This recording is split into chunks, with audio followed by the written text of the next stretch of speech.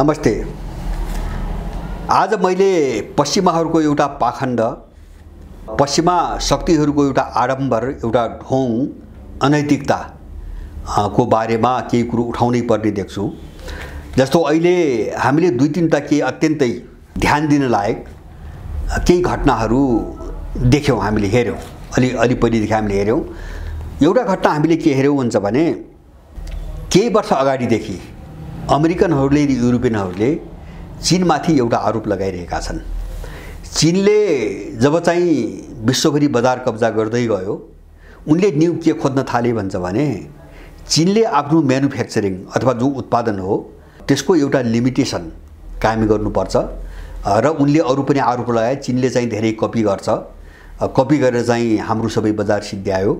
यो अवैधानिक चाहिँ उत्पादन हो, गैर कानुनी उत्पादन हो, अन्तर्राष्ट्रिय कानुन विपरीतको उत्पादन हो आदि इत्यादि बहाना बनाएर चिनिया उत्पादनलाई कसरी चाहिँ सीमित गर्ने र आफ्नो बजार कसरी जोगाउने, प्रतिस्पर्धा गर्न नसकेपछि त्यसबाट कसरी जोगिने भन्ने एउटा आरोप धेरै वर्ष अगाडिदेखि लगाउँदै आएका छन्। र अहिले दुईटा कुरा चाहिँ तपाईको यो पछिल्लो कालमा, जस्तो अमेरिकामा ट्रम्पको चाहिँ तपाईको उदयपछि उनको नीतिमा एउटा स्पष्ट विचार देखियो। उनी संरक्षणवादको बाटोमा गए अथवा अमेरिकन उत्पादन र अमेरिकन अर्थतन्त्रलाई जोगाउनुको निम्ति उनले चीनमाथि अथवा चीनबाट निर्यात हुने धेरै सामानमा चाहिँ प्रतिबन्ध लगाए, रोके। अमेरिका जाने धेरै सामानहरू तपाईको रोके र यो पछिल्लो युरोपियनहरूले पनि केही युरोपियनले गरे र यो पछिल्लो कालमा अहिले रुस र युक्रेनको बीचमा युद्ध चलिरहेको बेला एउटा गजबको निर्णय आयो G7 को नाममा, हैन, जो पश्चिमा 7वटा पुँजीवादी देशहरू र जापान लगायतका केही देशहरू छन्। यिनीहरूको एउटा निर्णय सहमति के आयो भन्छ भने बजारमा रुसी ग्यास, यो आर्थिक उनले लगाएको प्रतिबन्धको कारणले बजारमा चाहिँ रुसी ग्यासको जो मूल्य बढिरहेको छ, युरोपमा जुन सङ्कट आइरहेको छ, अब यो मूल्य वृद्धिलाई थ्याक्न नसक्ने स्थिति भएको हुनाले रुसी ग्यासको मूल्यमाथि प्राइस क्याप अथवा त्यो सीमा तोक्ने, हैन, सबै मिलेर एउटा सीमा तोक्ने, त्यो सीमाभन्दा बढी चाहिँ मूल्यमा रुसी ग्यास चाहिँ नकिन्ने भनेर G7 मा एउटा निर्णय गरे। अब त्यो निर्णयपछि रुसले चाहिँ तपाईको युरोपमा निर्यात हुने ग्यास पुरै बन्द गरिदिने घोषणा गर्यो। अहिले यद्यपि अब हामी निर्यातै गर्दैनौँ भनेको छैन, तर अहिले युरोपमा जाने जो बाँकी अलिअलि जान्थ्यो त्यो पनि पुरै अहिले बन्द भएको छ अनिश्चितकालको लागि। मैले यो घटना किन उठाएँ भन्छ भने यी शक्तिहरू, यी साम्राज्यवादीहरू नव उदारवाद र फ्री मार्केट इकोनोमीका सिद्धान्तकार हुन्, हैन। जस्तो राजनीतिक क्षेत्रमा नव उदारवाद भनेको जस्तो हामीले जुन अभ्यास हेरिरहेका छौँ नि, हैन, एउटा खुलापन अथवा चाहिँ वाक स्वतन्त्रता, व्यक्ति स्वतन्त्रता, निर्वाचन आदि इत्यादि धेरै चिजहरू नव उदारवाद। र आर्थिक क्षेत्रमा चाहिँ फ्री मार्केट इकोनोमी भनेको के भन्छ भने कुनै पनि देशको बजार बन्द गर्न पाइँदैन, सबैको निम्ति बजार खुला गर्नुपर्छ, हैन। अब यो कुरो उनले किन ल्याएको थियो भन्छ भने जस्तो पुँजी उनीहरूसँग छ, प्रविधि उनीहरूसँग छ, उत्पादन उनीहरूसँग छ, त्यसकारणले गर्दाखेरि जस्तो त्यसको प्रतिस्पर्धा त हामी जस्तो देश त गर्न सक्दैनौँ, किन हामीसँग त्यो प्रविधि पनि छैन, हामीसँग त्यो मात्राको उत्पादन पनि हुँदैन, लागत बढी पर्छ, हैन, हामीसँग त्यत्रो ठुलो उत्पादन गर्ने सामर्थ्य पनि छैन। त्यसकारणले जस्तो हाम्रो पैसा, हाम्रो जस्तो देश जो हामी यस्ता देशहरूलाई जो प्रतिस्पर्धामा टिक्न सक्दैनन्, सामर्थ्य छैन, यिनलाई लुट्नको निम्ति र त्यहाँका मान्छेहरूको पैसा सोर्नको निम्ति उनले बजार अर्थतन्त्र भनेर चाहिँ एउटा सिद्धान्त बनाएर जबरजस्ती थोपरे विश्वभरि र त्यसलाई कायम गर्ने तिनी साम्राज्यवादका हतियारको रूपमा चाहिँ अगाडि बढाए विश्व व्यापार सङ्गठन, अन्तर्राष्ट्रिय मुद्रा कोष, विश्व बैंक, हैन, आदि इत्यादि। र उनीहरूसँग सम्झौता गराउँदै अनि त्यसपछि कमजोर देशहरू सिद्ध्याउँदै र लुट्दै गरेर आए। अब अहिले यिनीहरूको स्थिति उल्टो देखिन थाल्यो। जुन सिद्धान्त यिनले अर्काका विरुद्धमा प्रयोग गरे, अहिले त्यो सिद्धान्तको विरुद्धमा आफै खडा भइरहेछन्, हैन। मैले अमेरिकाले हाम्रो बजार चीनले खायो भनेर चिनिया सामानमा रोक लगाउँछ। अब रुसी ग्यासको मूल्य बढ्दै गयो भनेर चाहिँ प्राइस क्याप भन्ने चाहिँ मूल्य तोक्ने कुरा चाहिँ G7 ले। माने यिनीहरूले के गर्न थाले भन्छ भने जस्तो मूल्य निर्धारण बजारले गर्छ भनी जो यिनको सिद्धान्त हो नि, यो सिद्धान्तको धोती फुकाल्न आफै थाले हैन। यो आफूले बनाएको सिद्धान्तको चाहिँ तपाईको कट्टु खोल्न चाहिँ आफै सुरु गरे। यसले साम्राज्यवादको कुरूप अनुहार देखाउँछ। कुरूप उनीहरू कति दुष्ट, कति छली, कति सिद्धान्तहीन, कति नैतिक हुन् मानिसहरू हुन् भन्ने कुरो यतिले बुझाउँछ। अब यो नवोदारवाद उनको चाहिँ प्रयोग गर्ने चाहिँ तपाईको म एउटा खेल, यसको एउटा श्रृङ्खला, यसको इतिहास भन्छु। यो 1929-30 को जो विश्वव्यापी आर्थिक मन्दी भयो, ग्रेट डिप्रेसन भन्छन् उनीहरू, आर्थिक मन्दी भयो। त्यो आर्थिक मन्दीपछि 1938 मा नव उदारवाद भन्ने एउटा शब्द बहसमा आयो हैन। त्यो बेलासम्म अर्थतन्त्र राज्य संरक्षित अर्थतन्त्र थिए, विश्वभरि राज्य संरक्षित थिए। नव उदारवादको एउटा बहस आयो, त्यो बहस भयो, सामान्य रूपमा बहस भयो। अब 1970 मा अर्को ठुलो मन्दी आयो। 1930 को के अरे 20 को दशक पछि, 20-30 को दशक पछि 70 को दशकमा चाहिँ एउटा ठुलो मन्दी आयो। त्यो मन्दी पछि मन्दीले के गर्यो भन्छ भने जो केन्स भन्ने अर्थशास्त्री थिए उनको चाहिँ बजारको सिद्धान्तलाई चाहिँ असफल बनायो, अथवा चाहिँ केन्सको सिद्धान्त चाहिँ तपाईको असफल भयो त्यो मन्दीले हैन। अब त्यसपछि केन्सियन थ्योरी चाहिँ तपाईको असफल भएपछि उनले नवउदारवादलाई अझ व्यापक रूपमा बहसमा उतारे र फाटफुट केही देशमा अलिअलि लागू गरे हैन। राष्ट्रिय स्तरमा आफ्ना देशमा आर्थिक सुधारको निम्ति लागू गरे, तर त्यो विश्वव्यापी बनेको थिएन। तर यो विश्वव्यापी त्यो पनि जबरजस्ती एउटा विश्वको नियमको रूपमा कुन बेला थोपरियो त भन्छ भने जब 1991 मा सोभियत संघको विघटन भयो र पश्चिमाहरूको प्रतिस्पर्धी अन्त्य भए हैन। उनीसँग प्रतिस्पर्धा गर्न सक्ने राजनीतिक रूपमा अथवा सैन्य रूपमा वा चाहिँ तपाईको आर्थिक रूपमा उनीसँग प्रतिस्पर्धा गर्न सक्ने शक्तिहरू सबै अन्त्य भए। त्यसपछि नव उदारवादलाई उनीहरूले विश्व व्यवस्थाका रूपमा जबरजस्ती चाहिँ तपाईको लागू गरे, किन अब उनीहरू मात्रै बाँकी रहे हैन। अब उनीहरू मात्रै बाँकी रहे, संसार लुट्ने एउटा सुवर्ण अवसर जुट्यो, किन सोभियत संघको पतन भयो। अब कसले रोक्ने? अमेरिका र पश्चिमी युरोपका देशलाई कसले रोक्ने? अनि चाहिँ तपाईको नव उदारवाद, फ्री मार्केट इकोनोमी, बजार अर्थतन्त्र आदि इत्यादिलाई यिनले विश्व व्यवस्थाका अङ्ग बनाएर सबै देशमाथि जबरजस्ती लाद्दै गए र संसार लुटे। सबै देशहरूको अर्थतन्त्र स्वाहा बनाए, किन कुनै पनि कमजोर देश यिनको चाहिँ उत्पादनसँग टिक्न सक्ने सम्भावना थिएन। यो कस्तो खेल थियो भन्छ भने जस्तो एउटा स्वस्थ मान्छेलाई अब तपाईको के अरे चाहिँ खुट्टै नभएको अर्को मान्छेलाई चाहिँ एउटा स्वस्थ र बलवान मान्छेसँग रिले रेसमा दौडाएको जस्तो घटना थियो त्यो हैन। एउटा लङ्गडो र एउटा स्वस्थ मान्छे जो धावक हुन्छ त्यसलाई एउटा रिले रेसमा दौडाएको जस्तो घटना थियो। त्यो कमजोरहरू सिद्धिनु स्वाभाविक थियो।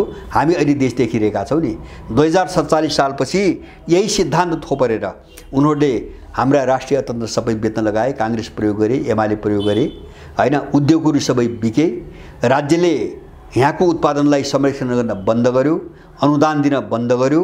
अनि त्यसपछि के भयो? अर्थतन्त्र चौपट भयो। त्यसको परिणाम आज के छ? हामीसँग चाहिँ तपाईको 16 खरब बजेटभन्दा ठुलो आँकडामा वैदेशिक ऋण छ। यो ऋण प्रत्येक वर्ष खरबौंको मात्रामा अझै लिइरहेका छन्। अस्ति भर्खरै विश्व बैंकसँग चाहिँ दुई चरण चाहिँ अरबौंको चाहिँ तपाईको डलरमा चाहिँ ऋण लिएका छन्। माने 16 खरबभन्दा बढ्ता ऋण पुग्यो। अहिले के अरे चाहिँ 10 खरबभन्दा बढी ऋण पुग्यो। 16 खरबभन्दा बढी विदेशी ऋण भयो, अन्तर्राष्ट्रिय व्यापार घाटा भयो। किन भन्छ भने हामीसँग अर्थतन्त्र सिद्ध्याइदिए, काङ्ग्रेस प्रयोग गरी सिद्ध्याइदिए। अब हामीसँग आफ्नो उत्पादन छैन, किन्ने मात्रै भएपछि अब व्यापार घाटा घट्नु स्वाभाविक थियो। उनीहरूले उत्पादनमा लगानी गर्दैनन्। यो सालको बजेटसम्म हेर्दाखेरि पनि उत्पादनमा लगानी कहीँ छैन। भौतिक पूर्वाधार भन्ने अब जुन चाहिँ बाटाबाट कुनै माध्यमबाट विदेशी माल घर घरमा पुर्याउन सकिन्छ, पैसा जम्मै त्यहाँ लगानी गर्ने, अथवा जुन ठाउँमा लुट्ने पैसा हुनेहरूलाई मोजमस्ती भोग गर्ने ठाउँ बनाउन सकिन्छ, पैसा त्यहाँ लगानी गर्ने। पैसा कहाँ फाल्ने?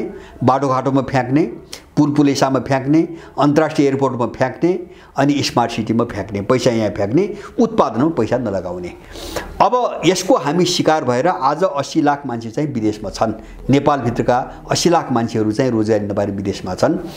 अब यो सबै गराउने पश्चिमाहरूको नवोदारवाद हो। तर आज यिनीहरू नै आफ्नै त्यही सिद्धान्तको विरुद्धमा आज संरक्षणवादको शरणमा गइरहेका छन्। मैले भने नि, मैले ट्रम्पको पालादेखि चीनको निर्यातमाथि लगाएका प्रतिबन्ध, अब रुसी ग्यासको मूल्य तोक्ने भनेर G7 ले गरेको निर्णय, हैन, यावत कुराहरू। त्यति मात्र हैन, हामी नेपाल र इन्डियाकै हकमा देख्छौँ।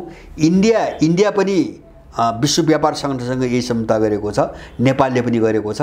तर इन्डियाले हाम्रा दर्जौं सामान अहिले पनि जान दिँदैन, हैन। किन उनलाई नोक्सानी हुने भएपछि, उनको बजार कटौती हुने भएपछि उनी चाहिँ यो सिद्धान्त नमान्ने, संरक्षणवादमा जाने।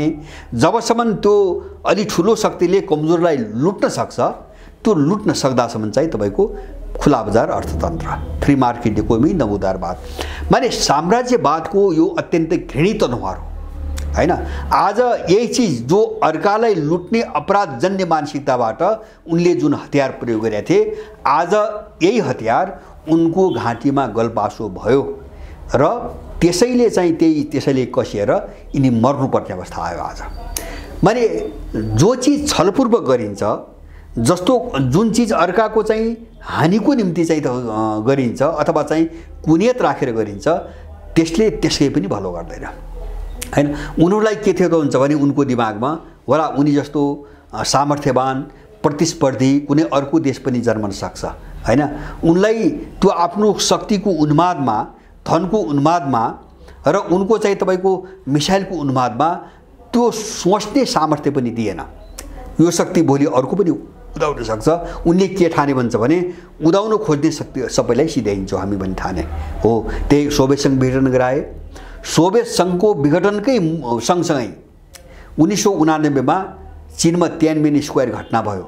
यद्यपि त्यसलाई चीनीहरूले कन्ट्रोल गरे र चीनलाई समाप्त पार्ने जस्तो गोर्बाचेभलाई प्रयोग गरेर ग्लासनेस्ट र पेरेस्ट्रोइका भनेर जुन हालत सोभियत सङ्घको गराए, ठ्याक्कै त्यो योजना चीनमा प्रयोग गरेका हुन् उनीहरू, तर असफल भए। त्यसपछि चाहिँ यी घटनाहरूबाट चाहिँ झस्किसकेपछि रुस र चीनले आफ्नो बाटो बदलेका हुन्। पछि यो दुईटा घटनाबाट झस्किसकेपछि 1991 मा सोभियत सङ्घको विघटन भएपछि 1999 सम्म सोभियत सङ्घको हालत, रुसको हालत के थियो, हैन, त्यसको बयान गरिसाध्य छैन। एउटा पाउरोटीको टुक्रालाई 10,000 रुबलसम्म हालेर मान्छेहरूले खाए त्यो बेला सोभियत सङ्घको विघटन हुँदाखेरि।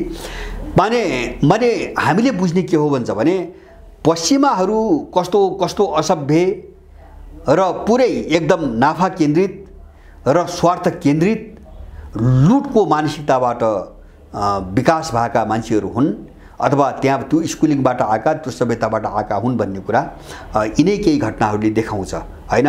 हामी स्पष्ट हुनुपर्छ उनीसँगको मैत्री, उनीसँगको मित्रताको हाम्रो बुझाइ के हुनुपर्छ भन्ने कुरा यसबाट हामीलाई धेरै सिकाउँछ।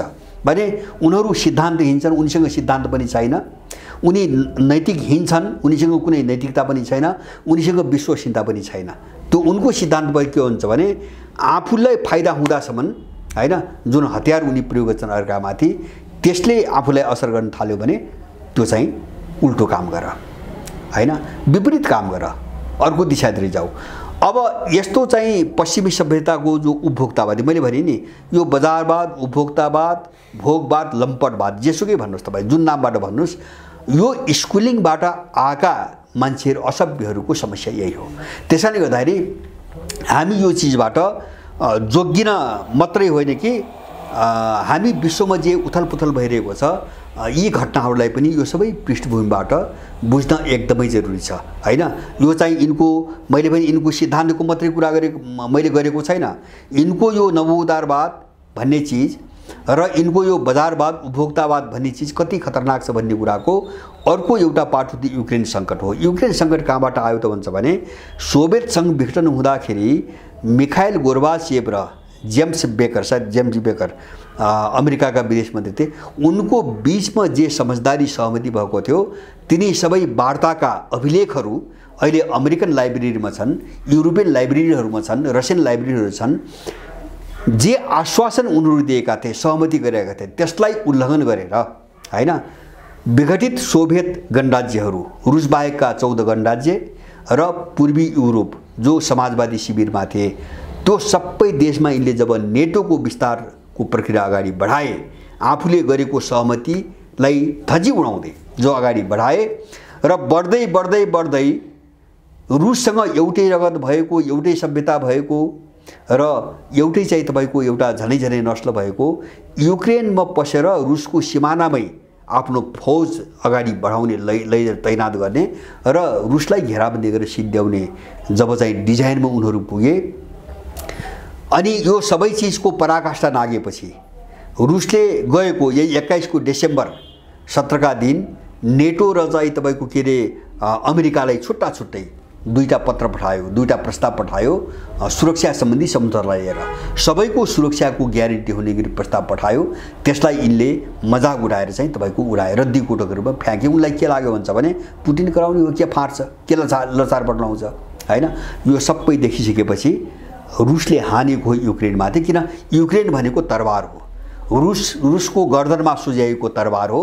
किन अब यिनीहरूले किन हाने त भन्छ भने यिनले पनि पश्चिमाहरूको चरित्र बुझेर, मैले सुन्नु भने उनले झनै झनै 20 वर्ष अगाडिदेखि अर्को एउटा समानान्तर एउटा तयारी गर्दै आथे। जस्तो ब्रिक्स छ, साङ्घाई कोअपरेसन अर्गनाइजेसन छ, अब बैंक पनि उनका आफ्नै छन्, फाइनान्स सिस्टम पनि आफ्नै बनाए, अब एउटा चाहिँ आर्थिक जोन, इकोनोमिक जोन पनि आफ्नै निर्माण गरे। सबै तयारी त उनी पनि गर्दै आथे।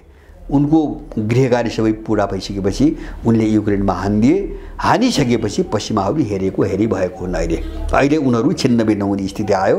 अब युरोप चाहिँ तपाईको अस्तित्व कोल्याप्स, पश्चिमी युरोपको तस्बिर चाहिँ तपाईको कोल्याप्स हुने एकदमै नजिक आइसकेको देखिँदैछ। मैले भने पश्चिमाहरूसँग एकदमै होशियार हुनुपर्छ। यिनीहरूसँग कुनै पनि मूल्य मान्यता, सिद्धान्त, विश्वसनीयता केही पनि छैन। अब अहिले चाहिँ यो पछिल्लो कालमा युक्रेन सङ्घर्षसँग जोडिएर आएको मैले ग्यासको कुरा गरेँ। त्यति मात्र होइन, हामीले ताइवानमा देखिरहेका छौँ यिनी कति दुराचारी, अनैतिक र असभ्य छन् भन्ने कुरा। वन चाइना पोलिसी हामी मान्छौँ। अमेरिकाले बारम्बार अहिले पनि वक्तव्य दिइरहेछ, त्यहाँको राष्ट्रपति अहिले पनि भन्छ हामी एक चिन्नेमाथि प्रतिबद्ध छौँ भनिरहेछ। अर्कोतिर ऊ के पनि भनिरहेछ भन्छ भने हामी ताइवानको स्वाधीनताको निम्ति जुनसुकै चाहिँ कदम चाल्न पनि तयार छौँ हैन। अब एउटै व्यक्तिले सँगसँगै उल्टा कुरा गरिरहेको छ हैन। एकातिर ऊ एक चिनको नीतिमा हामी प्रतिबद्ध छौँ, त्यो नीति बदल्या छैनौँ भन्छ। अर्कोतिर ताइवानको स्वाधीनताको निम्ति हामी जस्तो सुकै कदम चाल्न पनि तयार छौँ पनि भन्छ। भनेपछि एक चिन नीति र ताइवानको स्वाधीनता दुईटा उल्टा कुरा हुन् भन्ने कुरो उनको दिमागले चाहिँ तपाईको भ्याउ पाउन नसकेको जस्तो हैन बाहिर देखिन्छ। किन भन्छ भने यसैलाई हो साम्राज्यवाद भनेको, यसैलाई हो अनैतिकता भनेको, यसैलाई हो सिद्धान्तहीनता, यसैलाई हो कपट भनेको, यसैलाई हो दुष्टै भनेको। त्यसकारणले गर्दाखेरि पश्चिमाहरूको यो मूल्यबाट, यो सोचबाट जबसम्म हामी मुक्त हुँदैनौँ, जबसम्म हामी पश्चिमाहरूलाई के नहुन् भन्ने ठान्छौँ नि, जो हाम्रो अहिले नेपालमा त्यस्तो बनाएको छ, हाम्रो उत्थान पनि हुँदैन, हाम्रो विकास पनि हुँदैन। हामी आफ्नो पनको एउटा ठिक दिशामा पनि हामी जान सक्दैनौँ। हामीले अहिले विश्वको यो परिवेशबाट हामीले सिक्नुपर्ने धेरै पाठहरू छन्।